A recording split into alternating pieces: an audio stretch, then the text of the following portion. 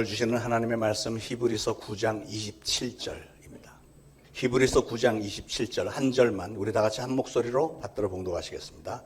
한 번 죽는 것은 사람에게 정해진 것이요 그 후에는 심판이 있으리니. 아멘. 아멘. 저는 오늘 우리 기독교 신앙에서 아주 중요한 주제로 말씀을 전하려고 합니다. 그래서 오늘은 특별히 조금 더 집중해서 들어주시기 바랍니다. 저는 43년 전 1979년에 24살 나이에 미국에 가서 일리노이 주립대학 기계공학과를 나와서 GM 자동차 회사에 들어가서 엔지니어로 14년 근무를 했고 그 와중에 사업도 했습니다. 직장 생활을 하면서 매년 공휴일이 15일이었고 휴가가 5주였고 병가에 토요일 주일 쉬는 걸 다 더하면 직장 안 나가는 날이 계산해 보니까 150일이에요. 거의 절반 가까이 쉬는 날이었습니다. 참 좋은 직장이었고, 그리고 저희는 디트로이트 북쪽의 라체스터 힐스라는 백인 부자들이 사는 서버브 동네에 저 푸른 초원 위에 그림 같은 집을 사서 아들들과 함께 정말 행복하게 편하게 여유 있게 살았습니다. 그러다가 저의 인생이 180도 확 뒤바뀌는 사건이 발생했습니다. 그게 뭐냐면 제가 예수님을 만난 거예요.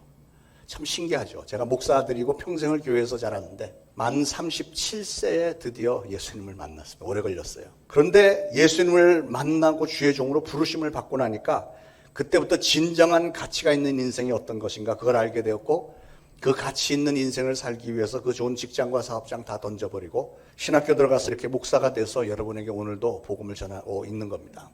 여러분, 우리가 신앙생활을 하는 중에 하나님을 만나는 것은 너무나 중요합니다. 오늘날 교회를 다니면서도 별 체험이나 의미도 없이 별 고민거리도 없이 그냥 막연하게 교회 문턱을 드나드는 분들이 많이 계시죠. 저도 평신도 생활 은혜 받을 때까지 오랜 세월 그렇게 살았기 때문에 너무나도 잘 알고 있습니다. 그런데 여러분 스스로 한번 돌아보십시오. 사랑하는 여러분, 오늘 여러분은 무엇 때문에 이 자리에 나와 계십니까? 무엇을 기대하고 무엇을 바라며 이 자리에 나와 앉아 계신지요? 그 질문에 대해서 분명한 대답을 할 수 없는 분들이 계시죠. 그분들은 왜 그럴까요? 여러 가지 원인이 있겠지만 아마도 아직까지 하나님을 제대로 만나는 체험을 하지 못했기 때문에 그럴 것입니다. 예수 그리스도를 믿는 목적이 분명치 않기 때문에 그냥 막연하게 그냥 나와 있는 거예요. 어떤 분들은 왜 교회를 다니냐 하니까 나도 어떤 종교를 가져야 되겠는데 주변에 돌아보니까 그래도 교회 다니는 사람들이 제일 지성적인 것 같고 수준이 있는 것 같아서 교회 다녀요. 이런 분들 있을 것이고요. 어떤 분은 자녀 교육 때문에 교회 나오기도 하고, 어떤 분은 내가 일주일에 한 번씩 교회 나가서 좋은 설교 말씀 듣다가 보면 나도 착하게 살 수 있게 되지 않을까, 그런 인격 수양 차원에서 교회 나오는 분들도 있고요. 어떤 분은 교회 나와서 예배를 드리지 않으면 뭔가 좋지 않은 일이 일어날 것 같아서 불안한 마음 때문에 교회 나오는 분들도 있겠죠. 물론 신앙의 초보 단계는 그렇게 생각할 수도 있고 부분적으로는 맞는 일들이기도 하지만, 그러나 우리 기독교 신앙의 본질은 절대 그런 게 아닙니다. 여러분, 예수를 믿는 목적을 잘 알지 못하는 사람은 당연히 신앙보다 현실을 더 중요하게 생각하죠. 내 영혼 문제보다는 내가 지금 당장 먹고 사는 현실이 훨씬 더 중요하게 생각되지 않겠습니까? 그런데 여러분 생각을 해보세요. 여러분이 생각하는 현실이라는 것은 어디에 초점이 맞춰져 있죠? 현실이라는 것은 그냥 이름 그대로 지금 현재 이 땅에서 복받는 일에 초점이 맞춰져 있죠. 여러분의 육신이 이 세상에서 80년, 90년 사는 동안에 얼마나 잘 먹고 잘 사느냐 하는 것이 우리 인생 대부분의 초점 아니겠습니까? 그런데 여러분, 현실이라고 하는 것이 어떤 것들이죠? 예를 들면 내가 어떻게 생계를 꾸려나갈 것이냐, 내가 어떻게 하면 직장에 성공하고 사업에 성공할 수 있을까, 학생들은 내가 어떻게 하면 좋은 대학교 갈 수 있을까, 또 어떤 병든 사람들은 내 육신의 질병을 어떻게 하면 고칠 수 있을까, 이런 게 관심사잖아요. 그런 육신적인 일들에 우리가 한정이 되어 있지 않느냐는 겁니다. 그러나 오늘 히브리서 말씀에 보니까 정신이 번쩍 나는 부분이 있는데, 그건 뭐냐면 인간이 피치 못할 가장 궁극적인 문제가 뭐냐, 그것은 바로 죽음이라는 것과 심판이라는 거예요. 한 번 죽는 것은 사람에게 정한 것이요 그 후에는 심판이 있으리니 그랬어요. 반드시 죽을 것이고 반드시 그 후에는 심판이 있을 것이다. 사람들이 알든 모르든 믿든 믿지 않든 간에 이 세상을 사는 모든 사람들에게는 반드시 죽음이 임할 것이고 그 죽음 이후에는 반드시 심판이 있다는 겁니다. 세상을 살다 보면 우리는 이런저런 문제에 부닥치면서 고민을 하게 됩니다. 그런데 이 세상에서 일어나는 문제들은 우리가 사건을 만나는 장소와 시간과 형편에 따라서 그 문제의 심각성이 다 다르죠. 한국에서는 큰 문제가 되는 것이지만 미국에서는 전혀 문제가 되지 않는 일들도 있고요. 오늘은 심각한 문제가 되지만 1000년 전에는 100년 전만 해도 전혀 문제가 되지 않던 일도 있습니다.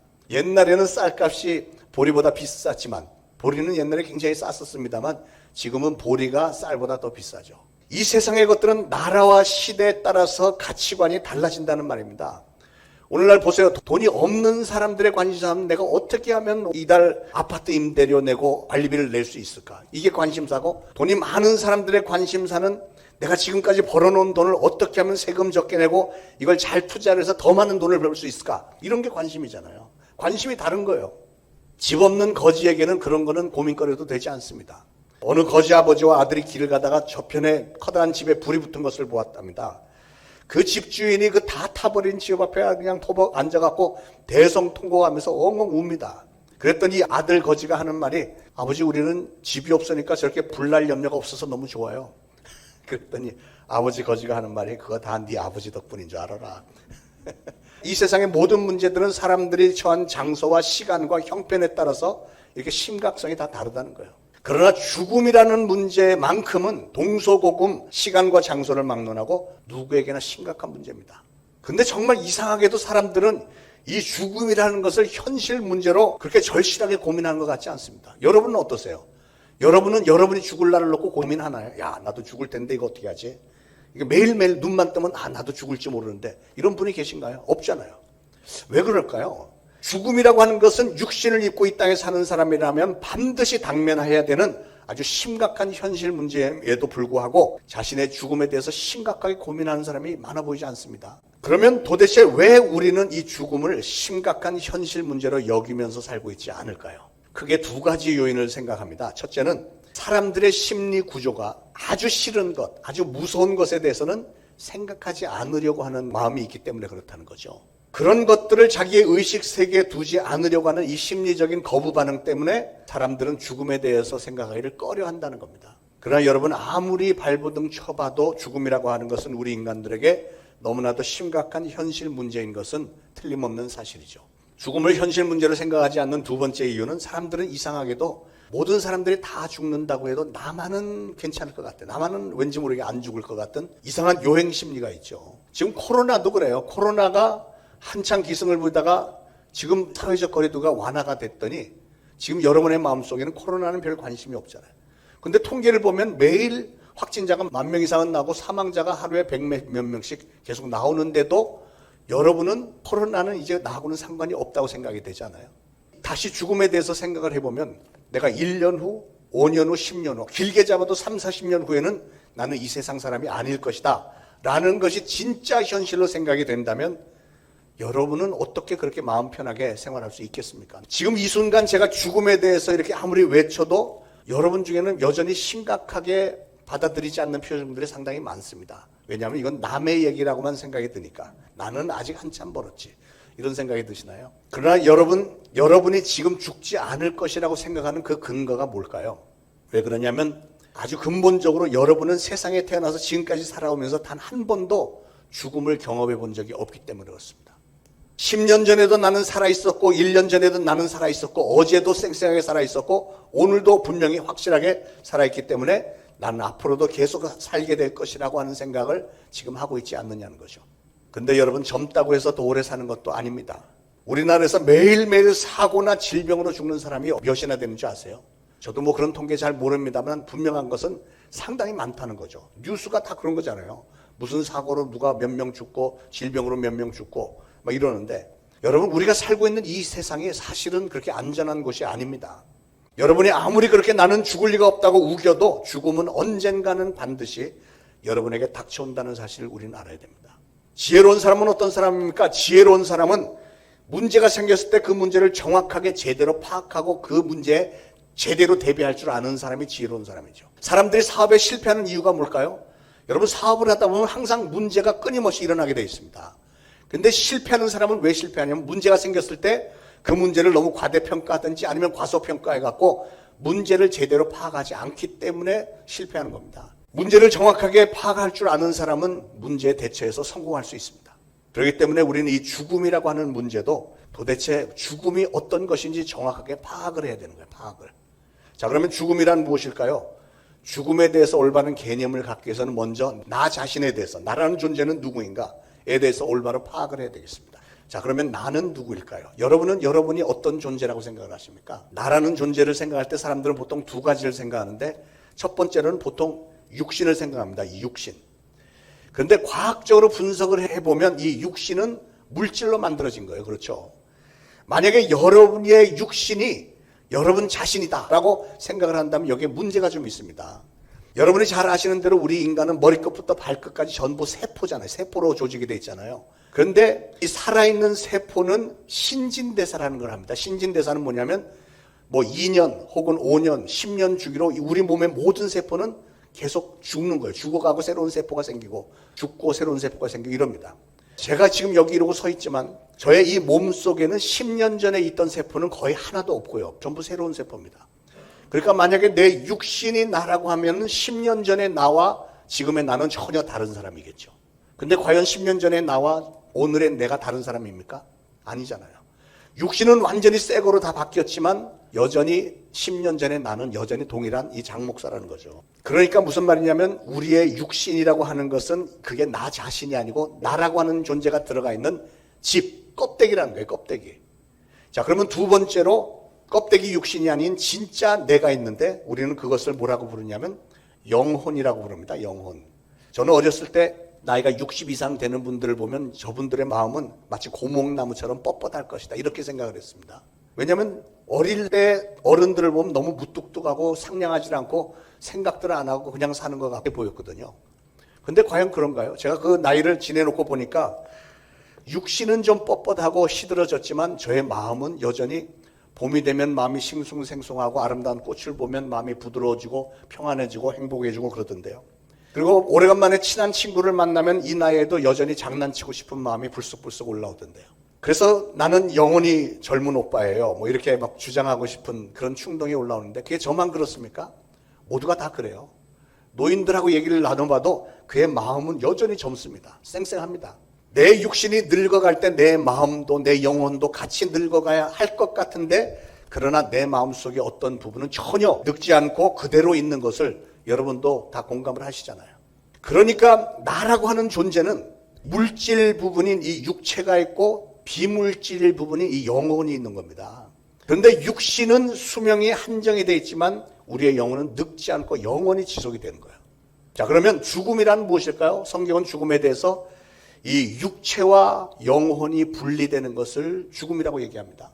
여러분, 죽음이라고 하는 것은 그러니까 여러분이 지금 살고 있는 이 집, 육신이라고 하는 이 집 안에 있는 세포들이 신진대사 활동이 활발하지 않고 시들어버렸기 때문에 이제는 이 육신 껍데기가 다 낡아져서 더 이상 사용할 수가 없을 때 여러분 자신, 즉 여러분의 영혼이 다 낡아버린 이 육신 안에서 살 수 없기 때문에 결국은 나올 수밖에 없는 상황. 그래서 분리가 되는 상황이 죽음이라는 거예요. 그게 바로.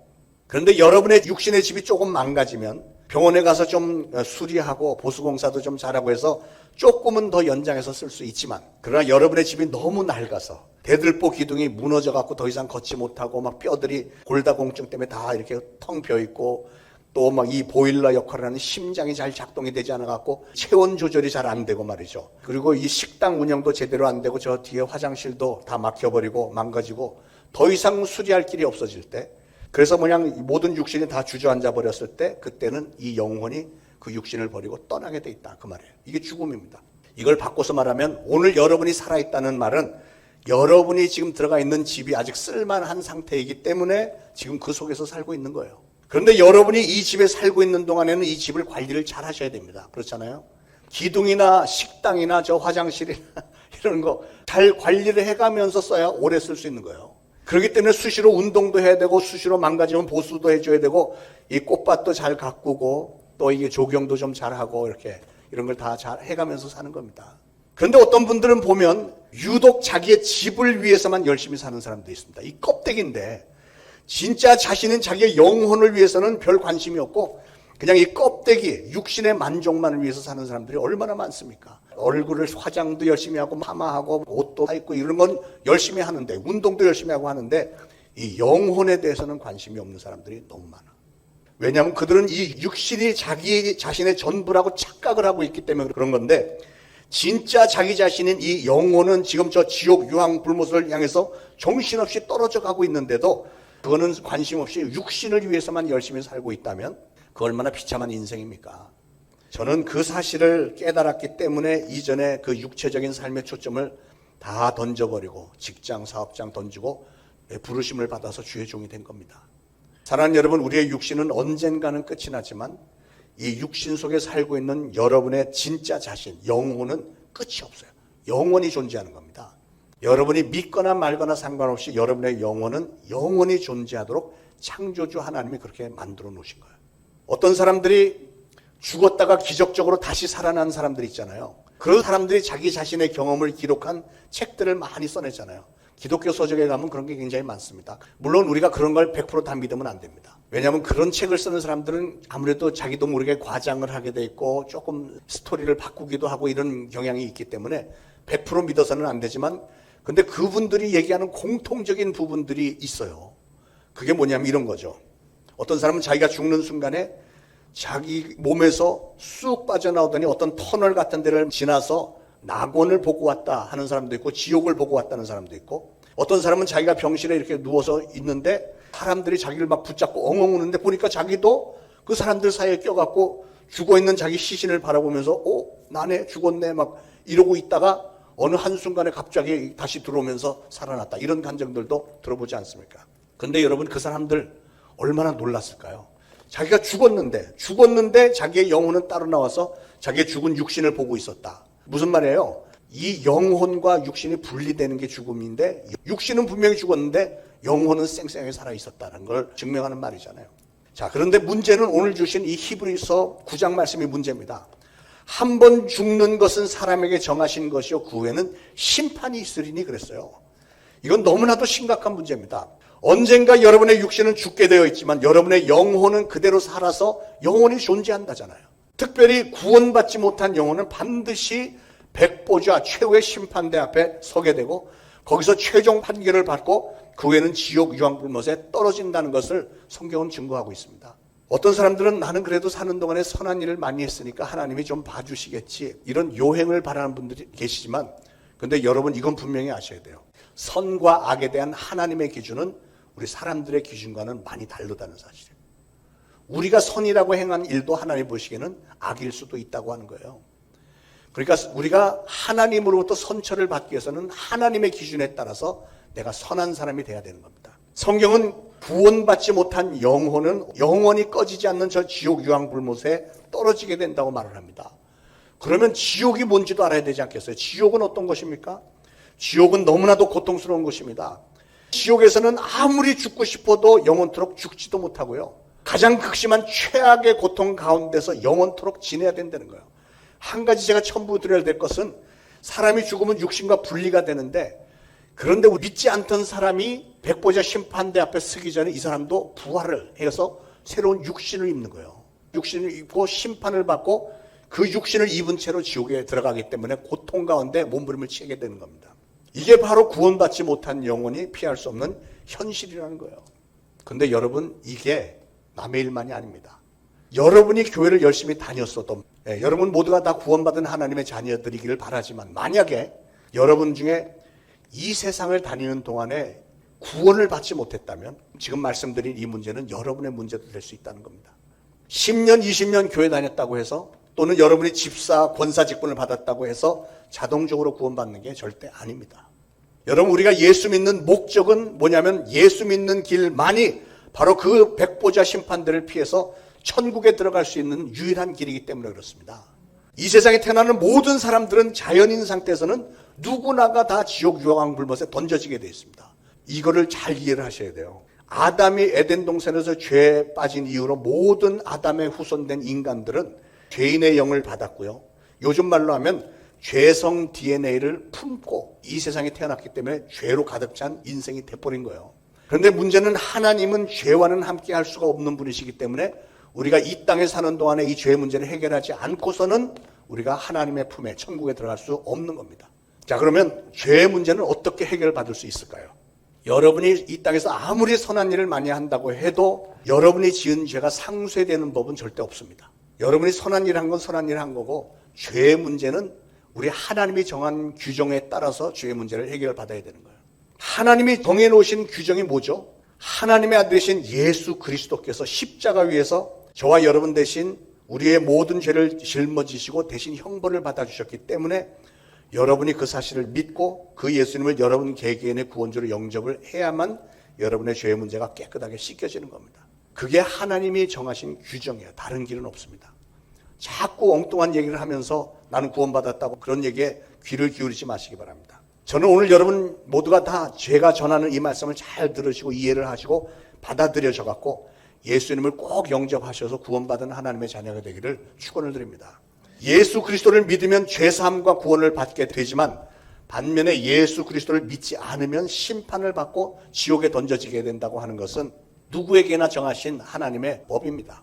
기독교 역사 가운데 참으로 위대한 많은 사람들이 예수를 영접했고 하나님의 자녀가 되었고 저 자신도 세상길 정말 열심히 잘 살다가 그래도 잘 나간다고 칭찬을 들었던 사람이 그런 걸 다 던져버리고 신학교 들어가서 주의 종이 돼서 복음을 전하는 자가 되었다면 뭔가가 있으니까 그렇겠다 이렇게 마음이 끌려야 되는 게 정상 아닙니까?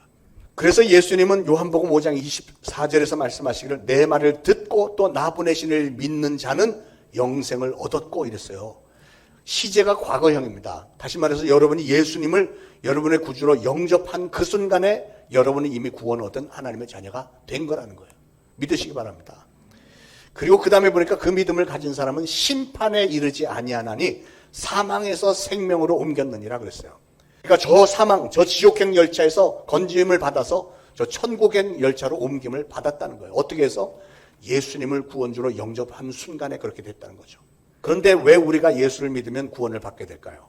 이런 것도 잘 이해하셔야 돼요. 그건 예수님이 이 세상에 오셔서 우리의 모든 죄를 다 짊어지시고 우리가 받을 심판을 이미 다 받아주셨기 때문에 그렇습니다. 성경에 죄삭슨 사망이라고 하나님 말씀하셨어요. 죄삭슨 사망이다. 그러니까 죄를 졌으면 죄값을 치르기 위해서는 반드시 죽어야만 되는 거예요. 여러분이 여러분 죄에 대해서 죽든지 아니면 누군가가 여러분의 죄를 대신해서 죽어주기만 해도 되는 거예요. 예수님이 그 역할을 해주신 겁니다. 예수님이 우리의 죄를 대신해서 죽어주신 거예요. 장차 제가 하나님의 법정 앞에 서게 되면 마귀는 저를 송사를 할 겁니다. 하나님, 저 장효수와 목사는 세상에 사는 동안에 이런 죄를 졌습니다. 그러니까 저 장 목사는 천국에 들어가면 안 됩니다. 이게 막 송사하고 정죄를 할 겁니다. 그러면 우리 예수님은 그 옆에서 저를 위해서 이렇게 변호해 주실 거예요. 여러분을 위해서도 동일하게 변호해 주십니다. 하나님, 저 장 목사는 죄인임에 틀림없습니다. 그러나 저 장 목사가 받아야 할 형벌을 내가 십자가 위에서 대신 다 받았지 않습니까? 내가 살 다 찢기고 모든 피를 다 남김없이 흘렸으므로 저 장 목사가 받아야 할 형벌을 내가 다 받았습니다. 그런데 저 장 목사가 나를 예수님을 구원주로 영접했으니 저 장 목사의 죄값은 제가 이미 다 치렀습니다. 그러므로 일사부재리 원칙에 근거하여 이중처벌은 불법입니다. 그래서 case dismissed, 기각되었습니다. 이렇게 선포가 되는 거예요. 무슨 말인지 아시겠어요? 여기 일사부재리 원칙이 기가 막힌 법이 있어요. 우리나라 헌법에도 일사부재리 원칙이 있고 미국 헌법에도 있고 대부분 나라의 법에는 일사부재리 원칙이 있습니다. 그게 뭐죠? 한 가지 법에 대해서 다시 한번 거론하지 않는 거예요. 다시 심사하는 일이. 예를 들어서 제가 사람을 죽였다.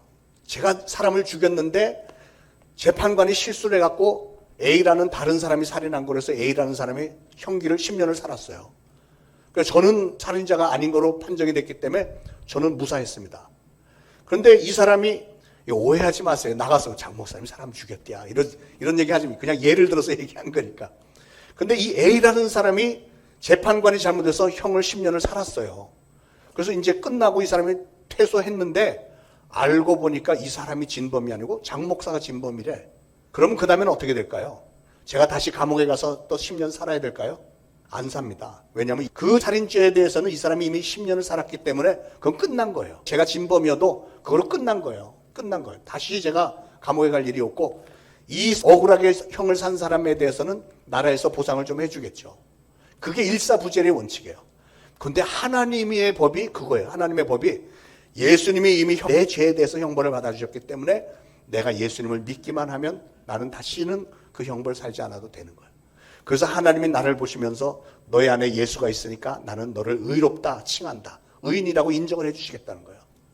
예수 그리스도의 보혈, 피가 나의 모든 죄를 다 덮었고 깨끗하게 씻었기 때문에 나는 죄인이 아니다라고 인정해 준다. 이게 바로 복음입니다. 이게 바로 복음. 사랑하는 여러분, 여러분 중에는 아직까지도 예수 믿는 목적을 잘 알지 못하고 그래서 잘못 믿고 있다든지 아직도 예수님을 여러분의 개개인의 구주로 영접하지 않은 분이 계시다면 이 복음의 진리를 잘 깨닫고 받아들이시고 예수님을 여러분의 구원주로 반드시 영접하시기를 축원을 드립니다. 눈을 감으시기 바랍니다. 고개를 숙이고 눈을 감으시고 잠시만 더 들어주시기 바랍니다. 사랑하는 여러분, 여러분이 혹시 지금까지 예수 믿는 목적이 무엇인지를 몰라서 그동안 교회를 허송세월하면서 다니셨다면 오늘 주신 말씀을 꼭 받아들이시고 그래서 오늘 꼭 예수님을 영접하시길 바랍니다.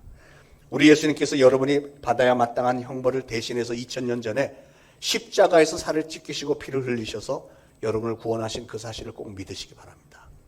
그 고백이 오늘 여러분의 심령 깊은 곳에서부터 나오기를 바랍니다. 여러분, 이 세상에 그 누구도 예수님을 개개인의 구주로 영접하지 않으면 지옥에 갈 수밖에 없습니다. 예수님을 믿지 않고는 지옥에 가지 않을 사람이 이 세상에 단 한 사람도 없습니다. 오늘 이 기회를 놓치지 마시길 바랍니다. 다음 기회로 미루지 마시기 바랍니다. 진정으로 지혜가 있는 사람은 이런 기회가 왔을 때 예수님을 영접하는 사람입니다. 좀 덜 현명한 사람은 한참 얻어맞고 나서야 예수님을 믿는 것 같고요. 정말 미련한 사람은 죽어서도 예수를 믿지 못하더라고요. 여러분, 오늘이 정말 좋은 기회입니다. 오늘 말씀을 듣는 중에 성령님께서 여러분의 감동을 주셔서 그동안 내가 한 번도 예수님을 영접한 적이 없었는데 여러분, 중요한 것은 마음으로 믿어 의에 의리고 입으로 시인하여 구원에 이른다고 그랬습니다. 여러분이 반드시 시인을 해야 됩니다. 속으로만 믿어 이거 갖고는 안 되고 여러분이 시인을 하셔야 돼요. 그래서 오늘 시인하는 시간을 좀 드리려고 합니다. 오늘 말씀을 듣고 보니 제 마음속에는 죄성이 도사리고 있는 죄인이군요. 그런데 진정 예수님을 믿지 않고는 저의 죄가 씻길 방법이 없군요. 오늘 저는 예수님을 나의 모든 죄를 대신해 죽으신 구원주로 영접하겠습니다라고 결단하는 분이 계시면 지금 모든 분들이 다 고개 숙였고 눈 감은 상태에서 여러분 조용히 손을 들어서 표해 주시길 바랍니다.